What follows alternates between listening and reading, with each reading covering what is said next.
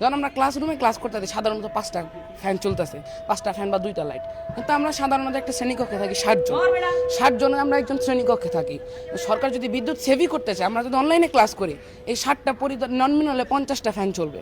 তাহলে এইদিকে 50টা ফ্যান চলতেছে, ওদিকে চলতেছে 5টা, তাহলে আপনার কোনটা বেশি সাশ্রয় মনে হয়? আপনার দুই দিক দিয়ে তো চিন্তা করে দেখতে হবে। সাশ্রয় তো ক্লাসেই ক্লাস করা, নাহলে তো আপনার নতুন করে আপনার আরও 54টা, ধরেন 54 বা 50টা এরকম ফ্যান তো আপনার আবার চালাইতে হবে। তাহলে এদিকে বিদ্যুতের জ্বালানি সাশ্রয় কেমন হইতেছে? এই বাংলাদেশে যে জ্বালানি সংকট আছে এটা কাটুক, এবং সরকার চিন্তা করুক, সরকার গভীরভাবে চিন্তা করুক। সরকার আসলে অনেক চিন্তাই করে, কিন্তু আসলে বাস্তবধর্মী চিন্তা এটা তাদের মধ্যে নাই। এখন আপনি দেখেন, আপনি যদি বাসায় ক্লাস হয় তাহলে আপনার ফ্যান, আপনার বিদ্যুৎ অপচয় বেশি হবে, যেটা ক্লাসে করলে আরো কম হচ্ছে।